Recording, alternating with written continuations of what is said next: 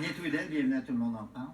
Merci. Vous avez été agente de renseignement à l'unité anticollusion et à l'UPAC de 2010 à 2013. En 2014, l'ancien ministre Robert Poetti vous a confié le mandat d'analyser et d'enquêter sur certaines pratiques au ministère des Transports. Vous avez quitté le MTQ en avril dernier. Qu'est-ce que ce mandat vous a permis de constater? Qu'est-ce qui tournerait pas rond au MTQ? Ce qui tourne pas rond, je vous dirais, le premier point qui m'a sauté aux yeux, en fait, c'est la culture d'opacité. Qu'est-ce que c'est ça? On déploie beaucoup d'énergie à cacher ce qui va pas et à faire des communications, du marketing et à tenter de bien faire paraître le ministère. Pour décrire la situation qui prévalait au ministère des Transports à l'époque où vous y étiez, vous avez parlé d'une gouvernance de coupeur de tête. C'est quoi ça, une gouvernance de coupeur de tête? Une gouvernance de coupeur de tête, on est très rapide à sacrifier des gens et ça, les gens le savent, donc on obéit. C'est pour rien que la loi de l'Omerta règne au ministère des Transports. Donc, comme on a vu récemment, ça prend 1 heure ou 2 à peine. On sacrifie 1 ou 2 têtes. C'est toujours des hauts fonctionnaires.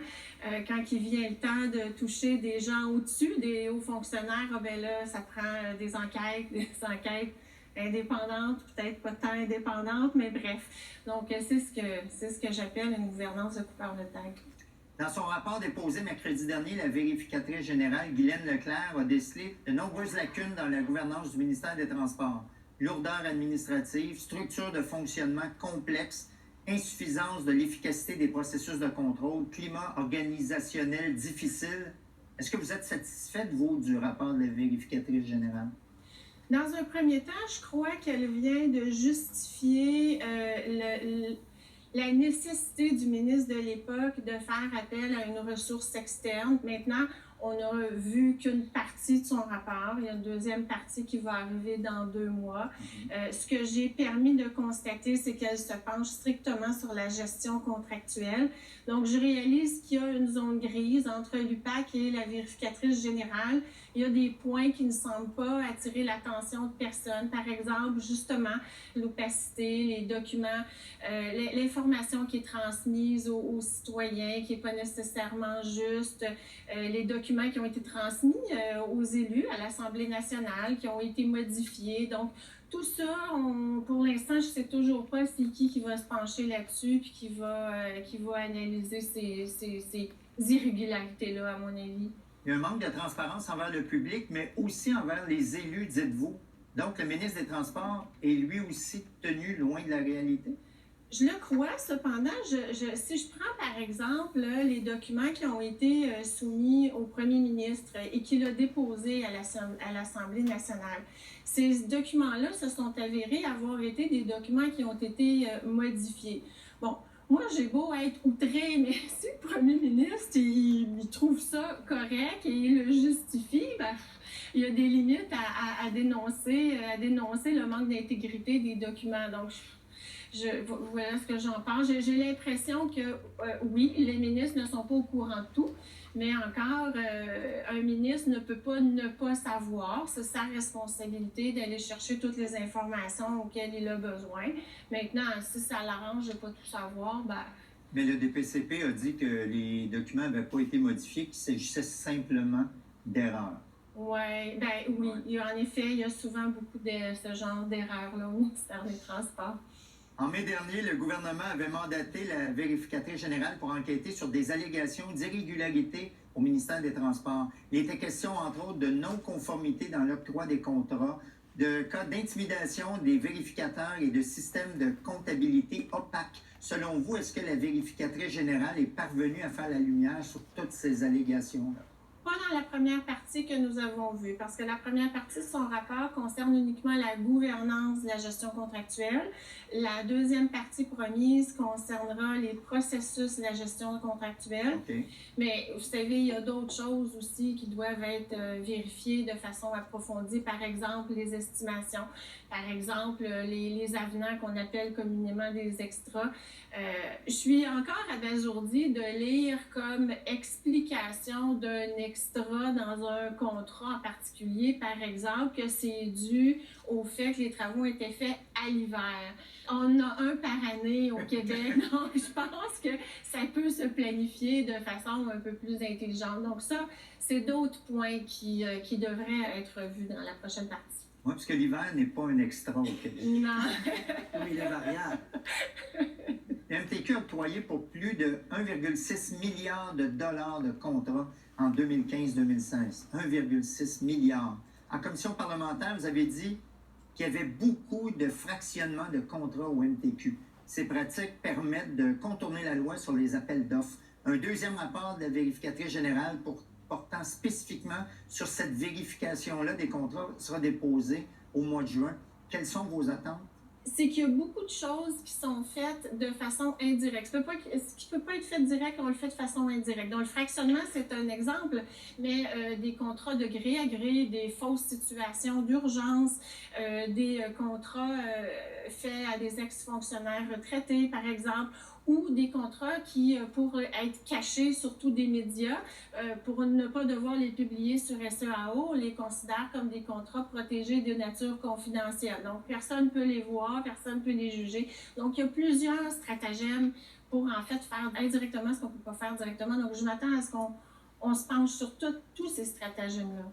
Le 4 avril dernier, après 18 mois de travail, vous avez remis votre démission en mentionnant que vous étiez fatigué, que des fonctionnaires du ministère des Transports vous mettent des bâtons dans les roues. Qu'est-ce que vous entendez par bâton dans les roues? Je l'ai su récemment, mais on me considérait comme une nomination politique. Donc, pour eux, ils devaient être très vigilants, ils devaient filtrer les informations qu'ils me remettaient. Donc, moi, ce que je voyais, c'était pas beaucoup de réponses, une réponse très lente. Ça pouvait prendre des mois avant qu'on me remette les documents que je demandais, des documents qui n'avaient pas rapport, ou sinon, on noyait le poisson, on me remettait des tonnes et des tonnes de documents. Il fallait que je trouve ce dont j'avais besoin.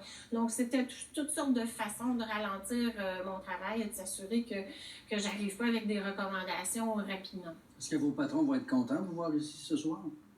Bien, en fait, mes patrons, oui, mes patrons sont fort heureux de me voir ici ce soir parce que maintenant, je suis accréditée pour certifier des firmes selon la norme ISO anticorruption. Donc, je travaille avec des municipalités et des entreprises privées qui, eux, ont la volonté vraiment de se conformer et de mettre en place toutes les pratiques.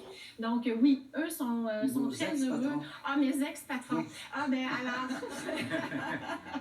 Les ex-patrons, je crois qu'il y en a certains qui seraient bien heureux et fiers de moi, d'autres peut-être un peu moins. Vous dites que le climat d'intimidation est bien ancré au ministère des Transports. Ces allégations ont été vivement niées. Est-ce qu'il y a des gens qui auraient tenté de vous intimider, vous, personnellement, ou vos allégations d'intimidation concernaient d'autres personnes que vous? Ben, en fait, les deux. Moi, personnellement, ça a commencé une semaine après mon entrée en fonction à l'unité anticollusion en 2010. Il y a quelqu'un du ministère des Transports qui avait coulé aux médias la liste de tous les employés de l'unité anticollusion ainsi que nos adresses personnelles. Donc, bon, je le sais, quand on fait mon travail, on sait qu'on est en terrain hostile, mais c'est un choix que j'ai fait et je vais continuer à travailler dans ce domaine-là, dans la lutte à la corruption pour les prochaines années. Ceci étant dit, on en vient à un point où on en a vraiment assez parce que ça affecte nos vies personnelles. Moi, c'est moi qui ai fait ce choix-là, mais pas ma famille. Et il y a beaucoup de rumeurs qu'on tente de rendre publiques via les médias. On a tenté de créer des liens personnels entre moi et mes supérieurs immédiats. Donc, j'ai supposément eu des relations personnelles avec mes anciens patrons.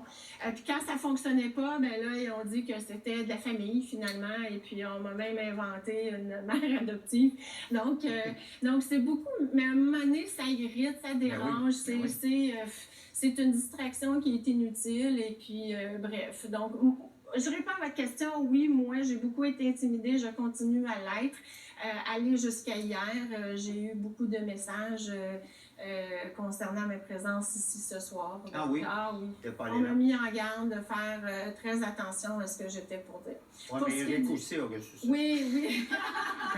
Même pas dans l'émission. On pourra s'en parler. Mais l'autre partie est importante, M. Lepage, parce que oui, au ministère ministère des Transports, comme je le disais tout à l'heure, si l'omerta règne, c'est parce qu'ils sont intimidés. Il y a des employés qui ont été tassés, il y a des employés qui ont dû quitter en congé de maladie, il y a des employés qui ont dû se chercher des emplois dans d'autres ministères. Donc, oui, il y a beaucoup d'intimidation. Vous reprochez à l'UPAC de vous avoir traité comme si vous étiez une criminelle et d'avoir mené une enquête sur vous. Comment, premièrement, vous avez connu l'existence de cette enquête-là sur vous? J'ai rencontré la Sûreté du Québec suite à mon témoignage parce qu'ils enquêtaient sur justement le dossier de la fabrication de faux.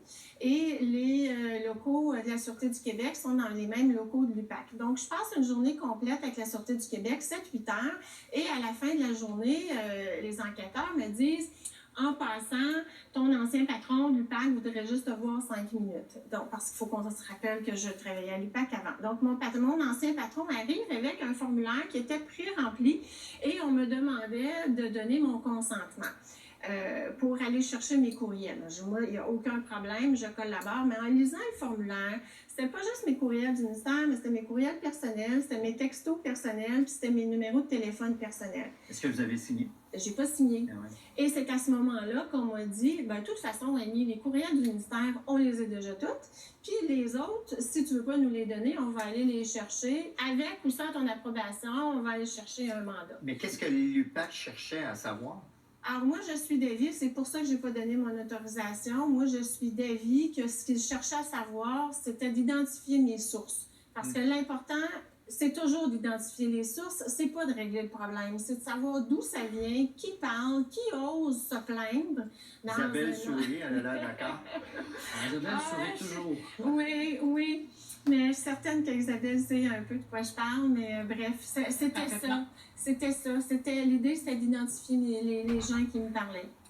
Vous déplorez que des sources au gouvernement et à l'UPAC coulent de l'information confidentielle susceptible de nuire à la sécurité des lanceurs d'alerte.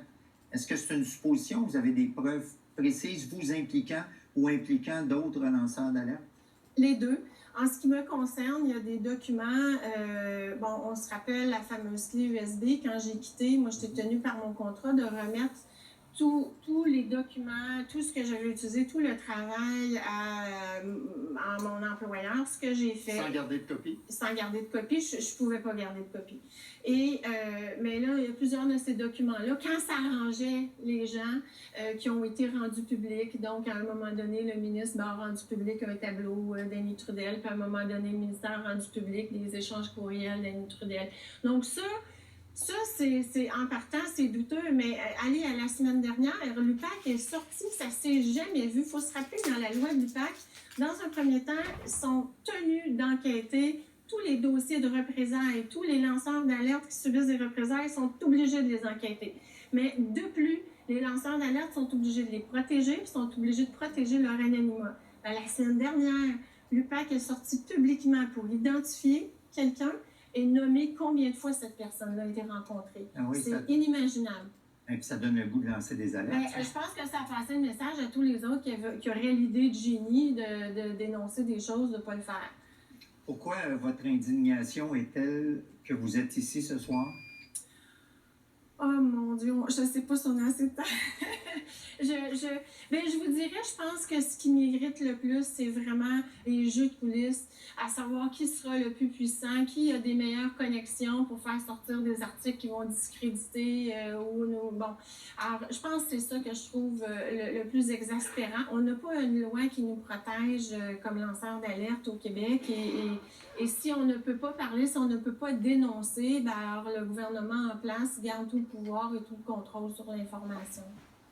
Et là, il y a la loi 87 qui facilite la divulgation d'actes répréhensibles à l'égard des organismes publics qui a été adoptée par l'Assemblée nationale.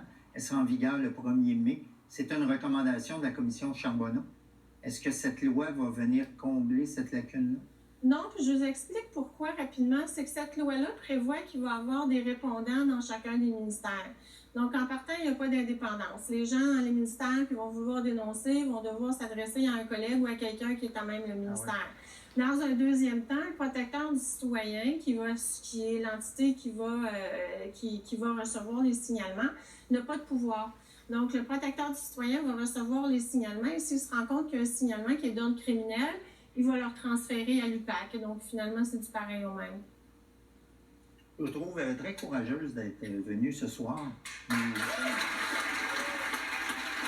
J'explique ça. Merci beaucoup, Annie Trudel. Merci de votre présence.